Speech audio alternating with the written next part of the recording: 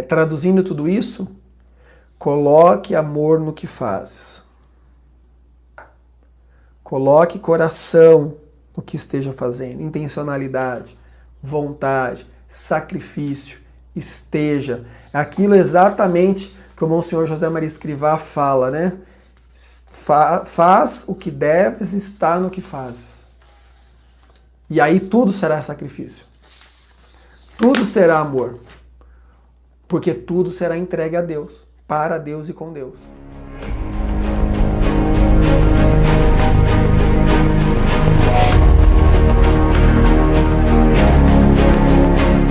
Tema que já há um tempo eu venho estudando, um tempo eu já venho observando ele, e que infelizmente é um dos grandes males que nós encontramos na nossa sociedade.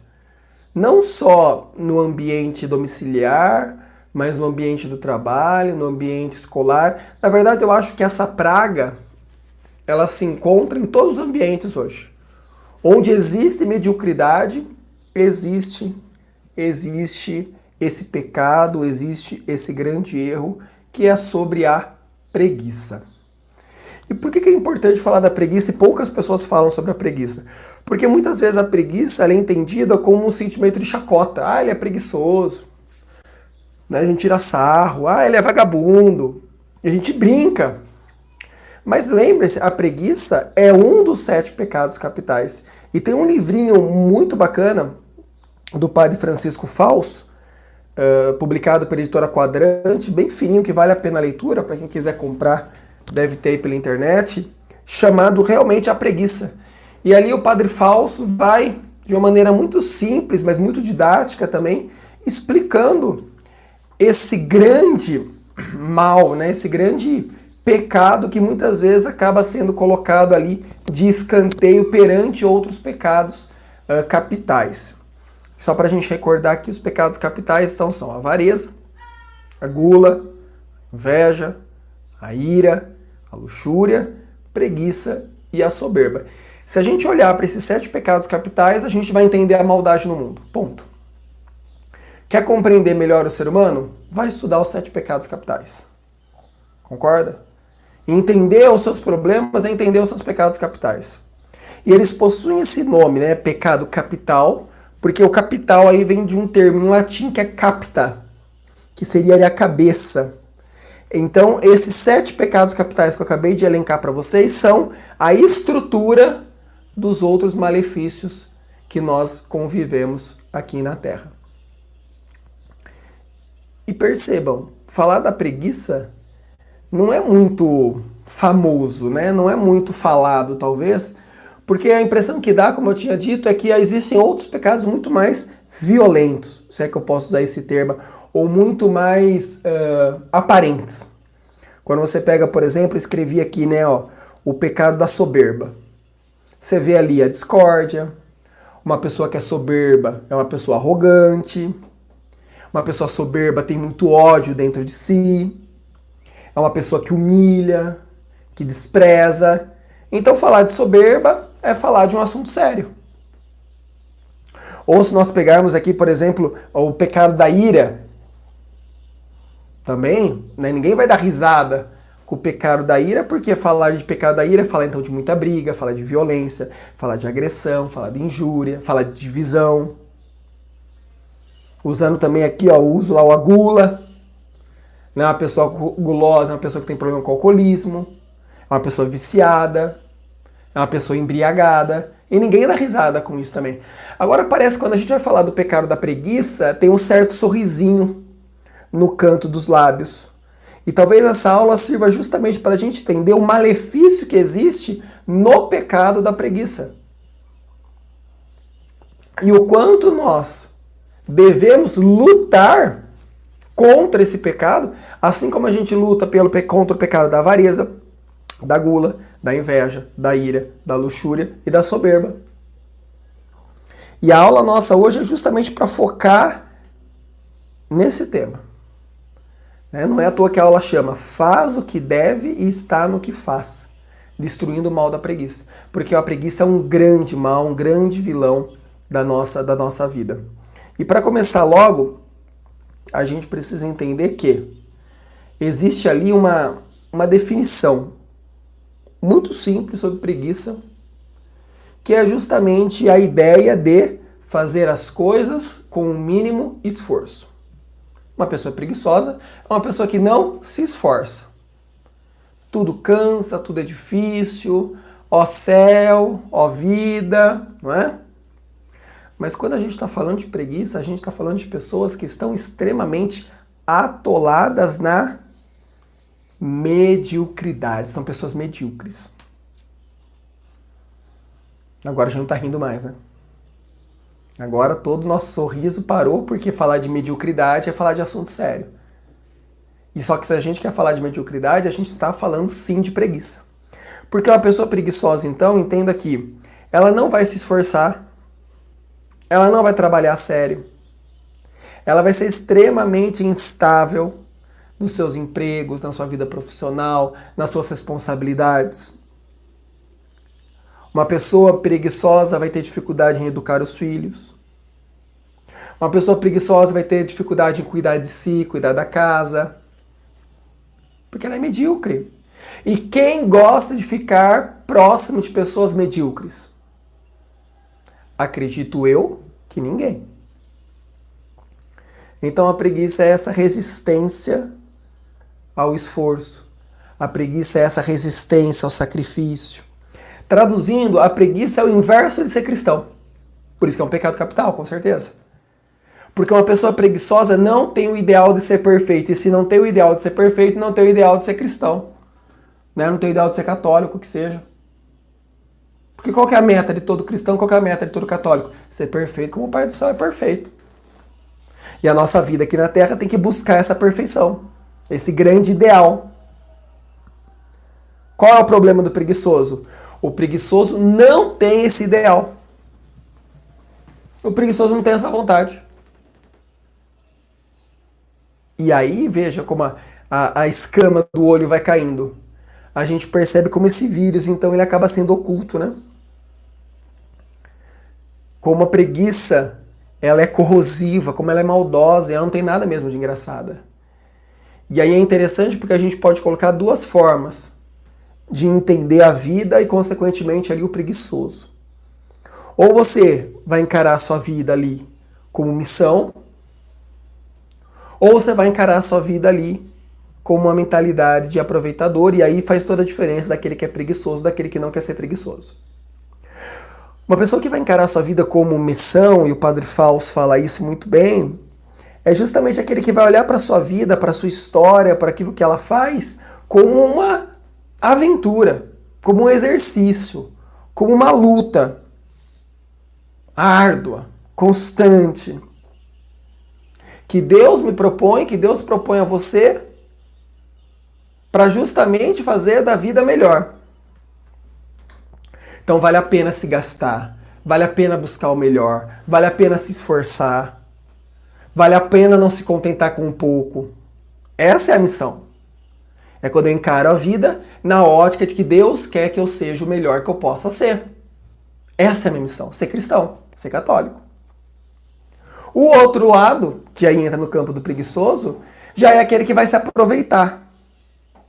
Então, para o preguiçoso, o que é importante? Para o preguiçoso, é importante passar bem. Ter só o prazer da vida. E não passar pelo sofrimento. E não passar pelo sacrifício. E não passar pela negação. É como se eu dissesse assim, ó, é fazer tudo o que for possível para não se complicar, para não dificultar. Então eu quero mais simples. Ah, eu vou fazer uma janta gostosa para o meu marido? Não, eu compro pronta a lasanha e coloco no micro-ondas. Isso é a vida do preguiçoso. Isso é a vida da mentalidade do aproveitador.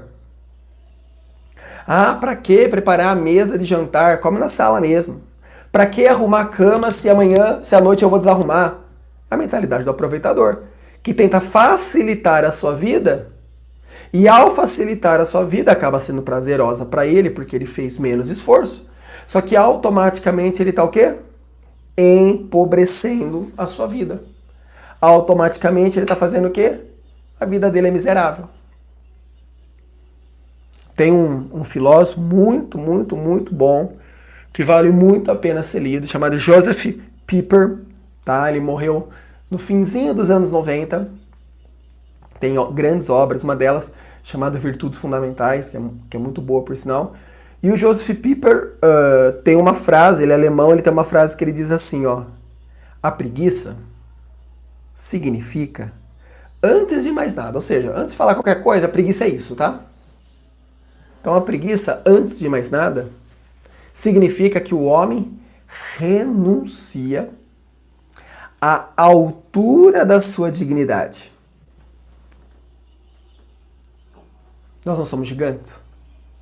Nós não somos perfeitos. Nós não somos a melhor das criaturas possíveis que existe na Terra. E o que a gente faz com toda essa dignidade? Joga no lixo quando nós não nos esforçamos. Quando nós não corremos atrás. Quando nós não fazemos o extra, o a mais. Quando a gente não luta. E negar essa dignidade é justamente não querer ser aquilo que Deus quer que eu seja. E quanto mais eu renuncio, mais eu vou destruindo a minha humanidade, a minha formação.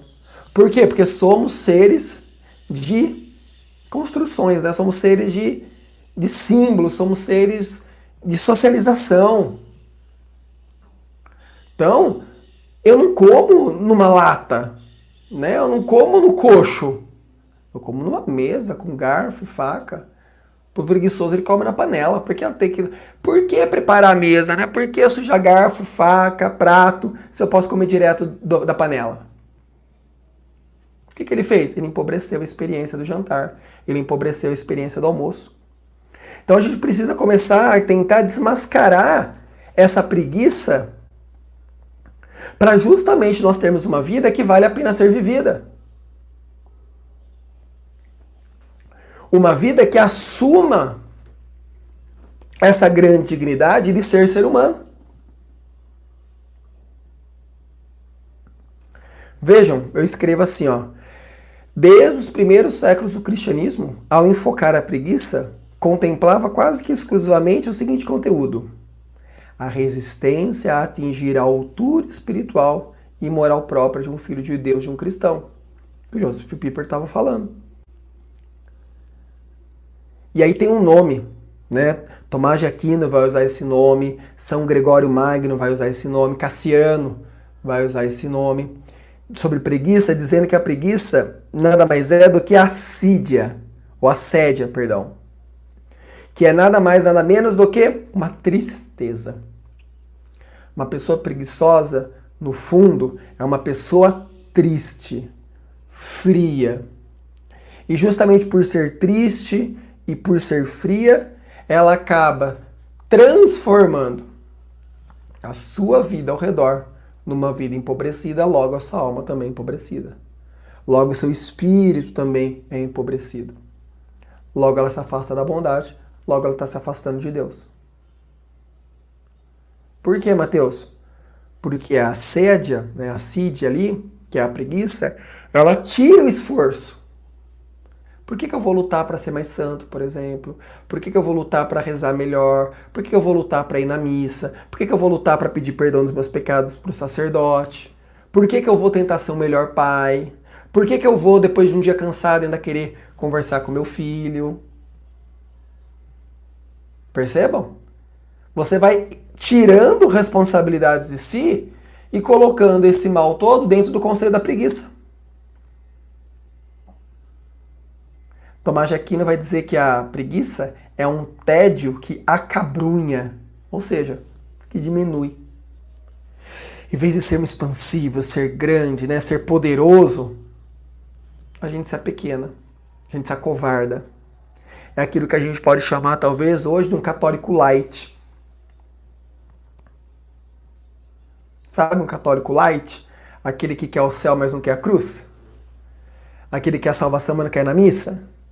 Aquele que quer ser melhor, mas não tem um momento de oração, um momento de leitura da palavra, não tem nada, mas ele quer ser. É aquele católico que assume as partes que ele acha bonita e as partes em que ele tem que se sacrificar, que ele tem que assumir a cruz e seguir, essa parte ele não quer. E aí tem 3 grandes perguntas que o Padre Fausto utiliza no livro dele, que a gente está utilizando aqui, que vão então tentando definir esse católico light. E a primeira pergunta é essa, ó. Por que Cristo exige de todos os seus seguidores que se neguem a si mesmo e tomem a cruz? Essa é uma pergunta. Por que Cristo quer que eu sofra? Por que Cristo deseja que eu assuma minha cruz, né? Por que eu tenho que me esforçar tanto se Ele me ama, se Ele é meu Pai? E aí a gente pega o Evangelho de Mateus que diz assim, né? Então disse Jesus aos seus discípulos, se alguém quiser vir após mim, renuncie a si mesmo, toma sobre si a sua cruz e siga-me. Renunciar, tomar a cruz, é justamente a definição que nós temos sobre trabalhar, de correr atrás, de que as coisas não caem do céu, de que a vida não está pronta, que ela está em construção, que eu tenho que acordar cedo, que eu tenho que tomar banho, que eu tenho que me arrumar, que eu tenho que respirar fundo, ou seja, que eu tenho que assumir essa minha cruz. Vejam, se isso não é lindo, é encarar a vida. Assumir a cruz, tomar a cruz, negar a si, é justamente se pôr a trabalho. Porque claro, se eu pudesse eu ia ficar deitado dormindo, claro, se eu pudesse eu ia ficar na piscina o dia inteiro, claro, se eu pudesse eu ia fazer churrasco a semana inteira. Só que eu tenho que pagar boleto, eu tenho que escutar o meu chefe, eu tenho que acordar cedo, eu tenho que assumir minha cruz. Uma segunda colocação que a gente pode fazer também é essa, ó. Por que insiste, né? Porque Deus insiste na ideia de que a gente precisa perder a vida. E perdendo a vida, a gente acaba achando, a gente acaba encontrando, como a gente lê lá no Evangelho de João, quando ele diz assim, ó: quem ama sua vida neste mundo a perderá. Quem odeia sua vida neste mundo a conservará por toda a eternidade. Por toda a eternidade. Por quê? Porque a gente tem que amar o próximo. O preguiçoso não ama o próximo. O preguiçoso não levanta à noite e faz o leite para o filho. O preguiçoso não dá um além do que ele pode dar naquele momento. Ou seja, ele não sacrifica-se pelo amor. Né? Ele não pensa na mulher amada, por exemplo. Ele faz o que tem que ser feito. E ele acha que ele fez muito já. Já trabalhei, já coloquei dinheiro em casa, agora você não quer que eu escute minha mulher, né? Agora você não quer que eu passe no mercado, nessa minha vida corrida, e compre uma rosa e entregue para ela num dia aleatório. É isso, perder a vida. É esse prostrar, esse colocar a serviço que a gente tá falando. É sobre isso. É eu negar e dar. É eu negar o meu desejo e desejar para o outro. Isso não é ser preguiçoso. Isso é ser cristão. Isso é ser gente do bem. Isso é ser gente grande. E por último, não menos importante, a gente entende então quando ele fala assim: servir e dar a vida pelos outros. Esse é o grande mandamento. Amarás o Senhor teu Deus com todo o teu coração, com toda a tua alma, com todo o seu entendimento e com todas as tuas forças. Depois ele completa. E o segundo mandamento mais importante é esse: amarás o teu próximo como a ti mesmo. Se você quer ser uma pessoa melhor, se você quer ser um católico melhor, um pai melhor, uma mãe melhor, um filho melhor, se você quer ser melhor por você, você tem que aprender, a renunciar a essa vida fácil. A vida fácil não te leva para nenhum lugar. Quem tem vida fácil cai porque está mole. Qual que é a nossa meta? A nossa meta que está no Evangelho de Mateus. Sede perfeitos, assim como o vosso Pai Celestial é perfeito. E ser perfeito é se pôr a trabalho. Ser perfeito é justamente correr atrás. Novamente eu uso o filósofo Joseph Pieper.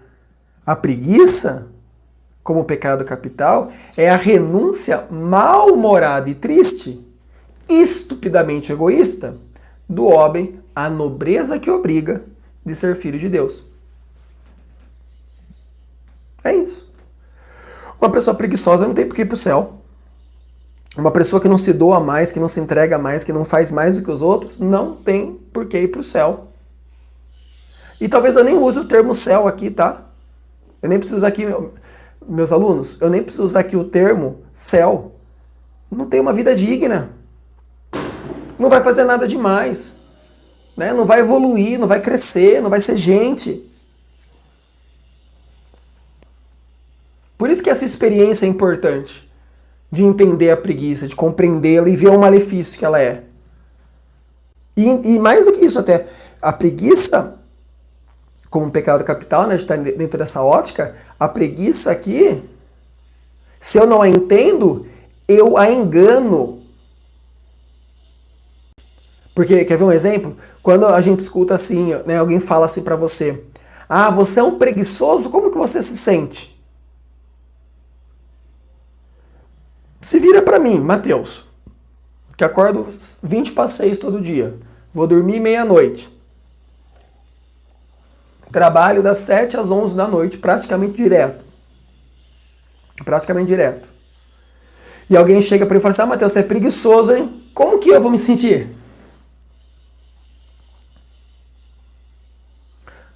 Exatamente como a maioria vai sentir. Como que eu vou ser preguiçoso se praticamente não tenho um minuto de folga? Se eu trabalho o tempo inteiro? Se eu corro o tempo inteiro atrás de algo? Eu não sou preguiçoso, eu preciso de descanso. Não é isso que a gente escuta direto as pessoas falando?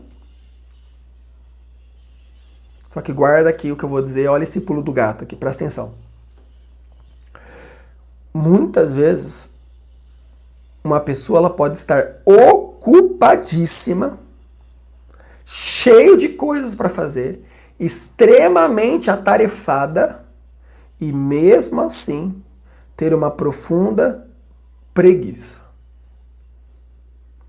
Sabe que tipo de gente é esse? Esse é o tipo de gente bitolada. É aquele que reduziu o ideal da sua vida, né, que reduziu toda a sua existência em 2 deveres. Trabalhar, casa. Trabalhar, casa. Ou seja, ele é preguiçoso porque ele não consegue fazer além daquilo que está posto para ele. Uma pessoa bitolada é uma pessoa que não sai do trilho, porque bitola, para quem não sabe, é aquilo que vai fixando os trilhos do trem. É a distância de um trilho para o outro. Isso é a bitola. Uma pessoa bitolada é uma pessoa que não sai do trilho. E não ser preguiçoso é justamente ir além desse trilho. É ir além do limite. É fazer o a mais. Vejam, às vezes a pessoa tem uma vida extremamente ocupada e ainda assim ela é extremamente preguiçosa porque ela não está fazendo o a mais dela. E fazer o a mais dela não é talvez trabalhar mais, ganhar mais dinheiro. Não é nem isso que eu estou dizendo. O fazer a mais aqui é dar-se. É doar-se.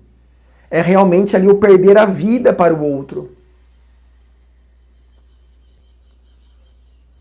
Um exemplo disso, né, para o homem aqui pode ser o trabalho profissional, o cuidar das condições materiais da família, e isso resume-se para ele.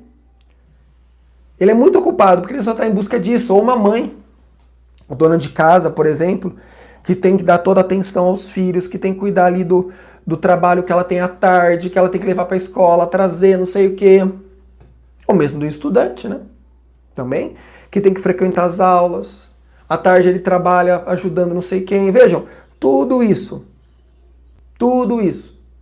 é muito positivo, mas mesmo assim eu posso estar cheio de gente preguiçosa.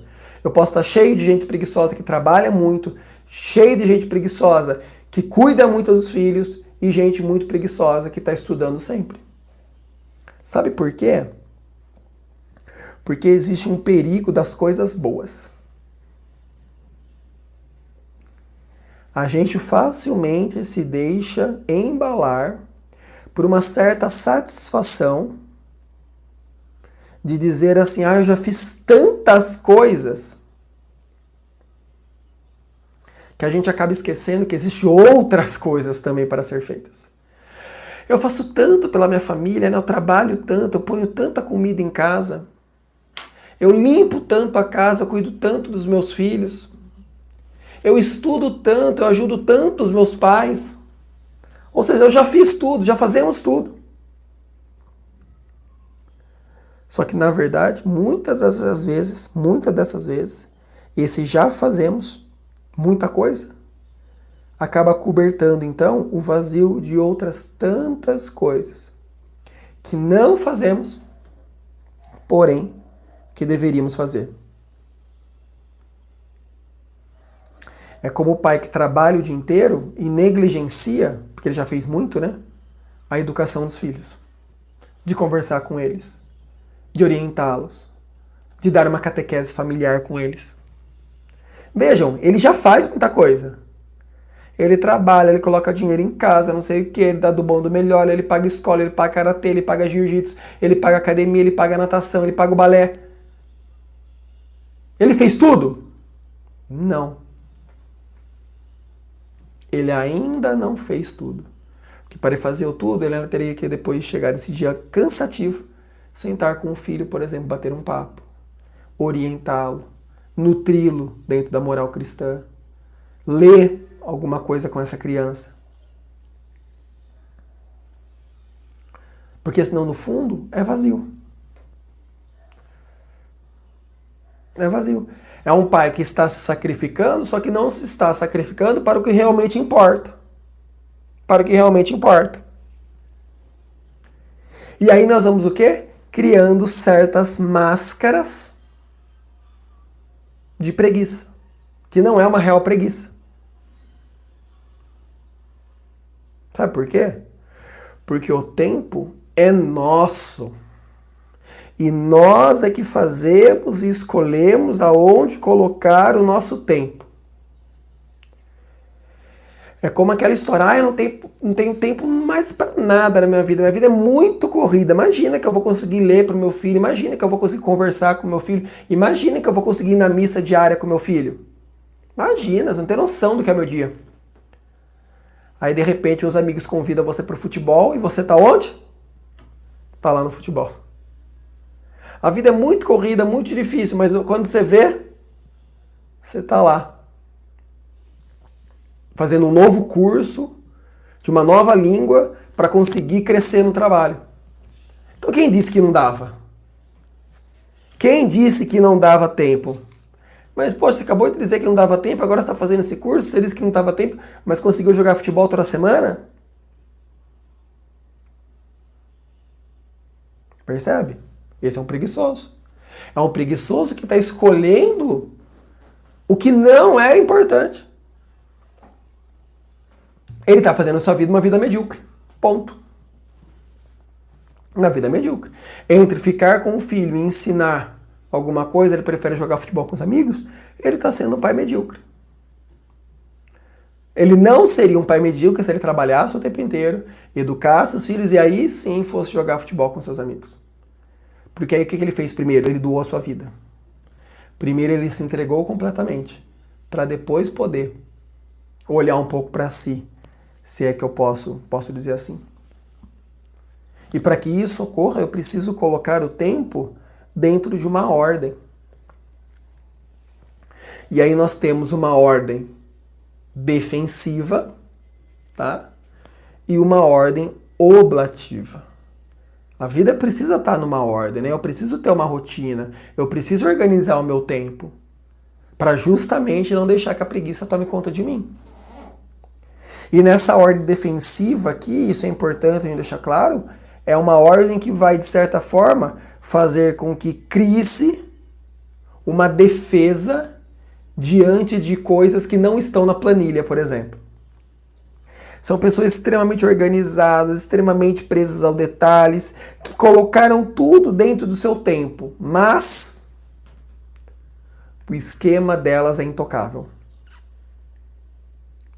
Eles fabricam um trilho, eles se bitolam de uma certa maneira, achando que a vida anda mecanicamente dentro dessa ordem que foi colocada e não toleram, não aceitam que nada interfira com os planos que traçaram. Sabe como chama essa pessoa? Essa pessoa, ela é egoísta. Quando nós vamos criar uma rotina, quando nós vamos criar uma ordem, nós precisamos ter por clareza que a ordem não pode ser uma barricada defensiva para ter uma vida mais tranquila. Vejam, o que é a ordem? A ordem é um meio para assegurar, e agora eu sei que é difícil escutar isso, mas escute, para assegurar uma entrega mais perfeita ao cumprimento dos deveres de cada dia. Deveres que, sem ordem, sem previdência, sem uma sequência prudente e organizada, ficariam esquecidos ou prejudicados. Por que eu organizo a minha vida? Não para tirar possíveis imperfeições. Eu organizo a minha vida para justamente fazê-la em seu exercício total. Então tomemos muito cuidado com essa ordem defensiva da vida, porque senão a gente vai ficar doente achando que nada pode mudar. Que eu não posso dar um passo além ou um passo a menos. Já a ordem oblativa, e é essa a nossa meta sempre, é fazer da nossa vida, fazer do nosso dia a dia, fazer da nossa rotina, do nosso planejamento semanal, um planejamento de doação. Um planejamento de entrega, né, de oblação. Por isso que ela é oblativa, de oblar, de obra, de entrega. É quando eu preparo a minha vida, preparo a minha semana, preparo a minha rotina, tendo como característica primeira uma generosidade de coração. Onde eu quero me doar ainda mais. Onde eu quero entregar-me ainda mais e, consequentemente, ser melhor. Uma alma generosa, que tem essa ordem oblativa, por mais que ela esteja organizada, ela entende que se ela puder, ela vai fazer mais. Se ela puder ficar mais 20 minutos com os filhos, ela vai ficar. Ah, não, mas é até 10, não até 10 e meia, porque 10 e meia tem que fazer outra coisa. Mas se eu posso, eu faço. Vejam, é doação. É total entrega. E aí nós precisamos lembrar de algo que é importante também. Isso vale aqui pra gente, é importante. É que existe uma relação, mas elas não caminham juntas, entre preguiça e cansaço. Porque o cansaço é uma coisa muito específica. Tá? Cansaço é uma coisa muito específica. E para entendê-lo, eu tenho que perguntar sempre: eu estou cansado para quê? Eu estou cansado para ir na missa? Eu estou cansado para ir no shopping? Eu estou cansado para ir no grupo de oração? Eu estou cansado para ler para os meus filhos? Eu estou cansado em dar atenção à minha esposa? No que eu estou cansado? Porque é tipo o cara assim que tá super cansado para conversar com a esposa, mas não tá cansado para ficar 2 horas vendo um filme na madrugada. Então ele não estava cansado. Ele estava com preguiça de doar-se para a esposa dele. Perfeito? Percebe? Entende a jogada aqui? Como é grande o assunto e como é importante esse assunto? Se eu não estou cansado para ficar 2 horas vendo filme e eu não consigo ficar meia hora com meu filho, então eu estou sendo preguiçoso. E se eu estou sendo preguiçoso, eu estou errando. Ponto. Ponto. Esse é o real cansaço. O real cansaço é eu não consigo dar atenção nem para o meu filho, nem para a televisão, nem para o filme, nem para o celular, nem para o shopping, nem para a igreja, nem para nada. Eu vou deitar e dormir, então eu estou realmente cansado. Do contrário, eu estou criando uma máscara da preguiça. Eu estou falando que eu estou cansado, mas na verdade eu estou sendo preguiçoso. E se eu estou sendo preguiçoso, eu estou errando. E já que a gente fala de cansaço, o Fausto utiliza aqui, é bem bacana, 2 diferenciações de cansaço. Um cansaço aqui, que ele vai dizer que é aquele cansaço da sobrecarga, tá? Que é o do verdadeiro esforço, ou seja, eu posso estar cansado, porque eu fiz muito esforço. E existe um outro cansaço aqui que ele acaba sendo produzido por um afrouxamento da fibra moral.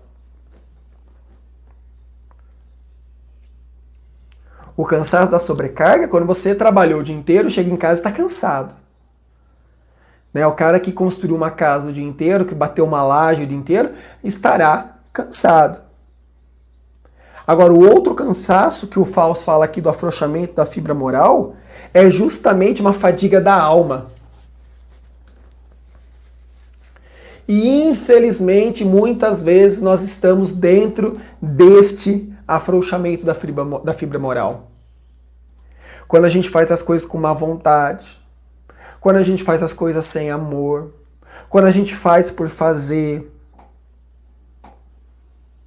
E esse afrouxamento da fibra moral é aqueles que reclamam de tudo e a todo instante, que nada tá bom, tudo é difícil, nada é fácil, tudo é dolorido. São aquelas pessoas que só conseguem fazer as coisas quando tem situações ideais. Só que, olha que mistério, essas situações ideais nunca chegam. Então ela nunca vai se doar. Eu até queria fazer, mas não dá, né? Eu até queria fazer, mas falta. Eu até queria fazer, só que ainda não é a hora. São pessoas preguiçosas, que não entendem que amar gera sacrifício, que perdoar gera sacrifício, que educar gera sacrifício. A preguiça nada mais é assim, então a preguiça é de desejar muito e não fazer nada. Né? A gente pega lá em Provérbios, né? Os desejos matam o preguiçoso. É aquele que deseja e nunca faz. Eu quero, mas não agora. Não é o momento, não é a hora. Vai-se o que então? Vai se adoentando. Vai se empobrecendo. Vai se diminuindo. É a máscara do desejo ali, né? Eu desejaria tanto fazer isso tudo se eu não tivesse cansado. Eu desejaria tanto fazer isso se eu não trabalhasse tanto. Eu até podia ser melhor pai se eu tivesse menos tempo de trabalho e mais tempo para ficar em casa. Mentiroso, porque na hora que você tiver com mais tempo para ficar em casa, você vai fazer outras coisas e não vai ser um bom pai. É o problema de apenas desejar. E aí você cria duas desculpas. Uma primeira, que é a falta de jeito. Né? Quando eu puder, eu vou aprender, aí eu vou fazer bem feito. E uma segunda desculpa que a gente acaba criando é o agora. Agora não é o momento, quando for eu faço. Agora eu tô com muito problema, não posso escutar. Agora eu tô trabalhando muito, um dia eu olho pro meu filho. Agora eu tô fazendo curso, então depois, um dia, eu vou ler um pouco a Sagrada Escritura, um livro de meditação. São as duas grandes desculpas que a gente vai dando para a vida. Uma da falta de jeito, que é uma estranha humildade, certo? Que uma coisa é ser humilde, reconhecendo que não sabe fazer aquilo, mas faz. Uma pessoa que está em prontidão, que está em entrega, que vai e faz. A outra é essa falsa modéstia, essa falsa humildade, que não faz porque diz não saber e por não saber ela não vai se sacrificar. Eu gostaria tanto de fazer meditação, mas como eu não sei fazer, eu vou ficar quieto na minha. Eu queria tanto ler aquele livro, mas como eu não sei filosofia, eu não vou fazer. Eu queria tanto rezar melhor, mas como eu não sei rezar, eu não vou rezar. Só que a gente se esquece que todos nós temos jeitos. Todo mundo tem jeito. E se a gente não tem jeito, a gente pode ganhar jeito fazendo, aprendendo. Talvez a primeira vez não saia tão bom, a segunda vez melhore um pouco, na terceira e assim vai. Um exemplo, eu rezava o terço com música, certo? Eu colocava o terço em áudio no carro, e enquanto eu estava dirigindo, eu ia rezando o terço com o áudio da pessoa ali rezando o terço comigo. Só que eu falei assim, mas por que usar isso se eu posso rezar o terço eu mesmo? Aí eu fui fazendo.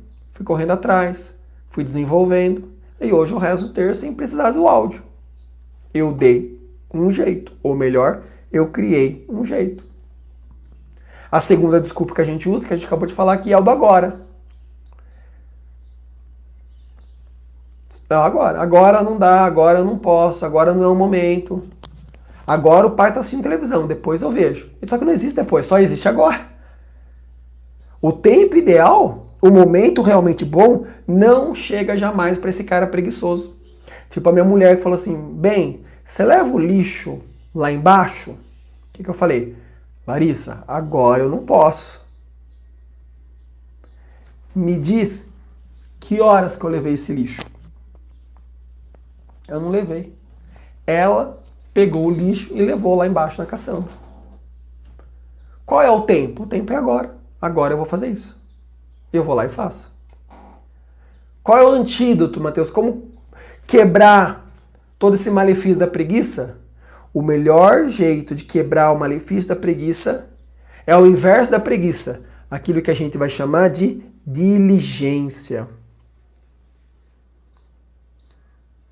E diligência vem de uma palavra latina que, traduzindo de certa maneira, pode ser entendida como amar. Se a assídia, a preguiça, é o contrário do amor, que é perfeito, né? O preguiçoso não quer a perfeição, concorda? Ele quer a mediocridade. O contrário da preguiça é a perfeição, que é o amor, que é a diligência. Veja o que fala Monsenhor Escrivá quando ele vai trabalhar sobre a questão da preguiça. Quem é trabalhador, aproveita o tempo. Faz o que deve e está no que faz. Não por rotina, nem por ocupar as horas, mas como fruto de uma reflexão atenta e ponderada. Por isso, essa pessoa é diligente. O uso normal dessa palavra já nos evoca em sua origem latina. Diligente vem do verbo diligo, que significa amar, apreciar, escolher alguma coisa depois que eu atentei-me a ela. Não é diligente quem se precipita, mas quem trabalha com amor primorosamente.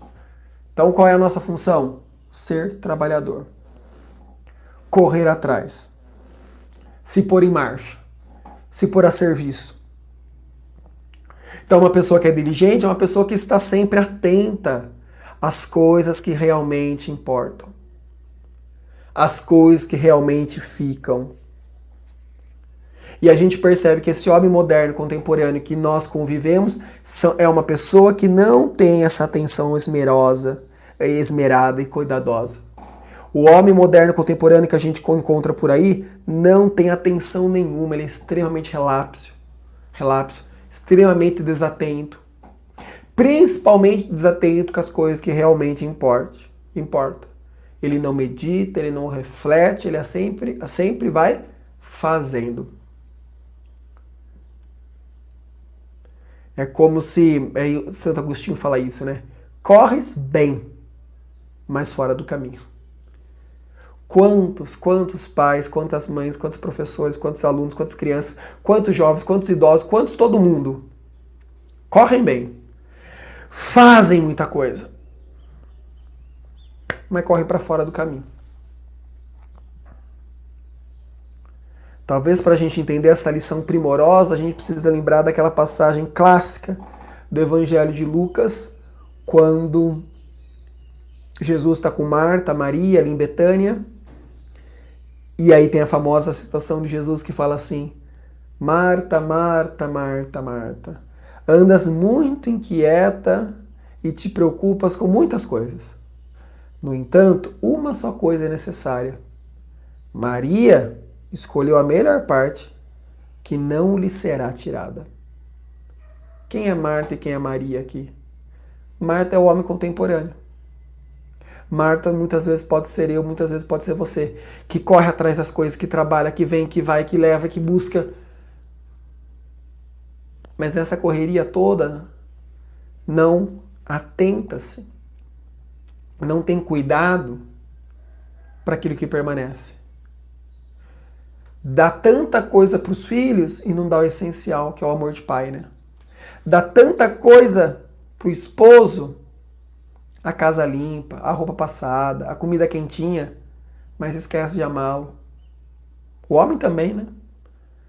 Dá a vida perfeita para a mulher e esquece o essencial, que é estar com ela, que é amar, ser companheiro e assim por diante. Maria escolheu a melhor parte, ou seja, Maria aprendeu a olhar. Maria não é preguiçosa, porque ela escolheu o sacrifício. Marta, mesmo nesse corre-corre que ela teve aí de vai, vem, busca, arrume, prepare, limpa e organiza, ainda assim, Marta não estava se sacrificando. Porque se sacrificar é se entregar no amor, pro amor.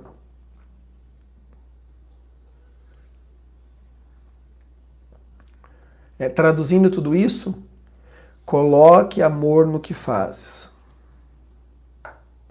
Coloque coração no que esteja fazendo, intencionalidade, vontade, sacrifício, esteja. Aquilo exatamente que o Monsenhor José Maria Escrivá fala, né? Faz o que deves, está no que fazes. E aí tudo será sacrifício. Tudo será amor. Porque tudo será entregue a Deus, para Deus e com Deus. Que a gente possa destruir essa preguiça com amor. Entendendo que a vida é corrida, que a gente tem que carregar a nossa cruz, que a gente tem que pagar o boleto, que a gente vai e volta, mas ainda assim a gente tem que achar nisso tudo reflexo de Deus em nossa vida. Momentos de estar com as pessoas, de fazer delas pessoas melhores e, consequentemente, nós também melhores. Que a gente possa aprender as duras penas, às vezes, a ser como Maria, que escolheu a melhor parte, que foi olhar para aquilo que não passa, para aquilo que é eterno.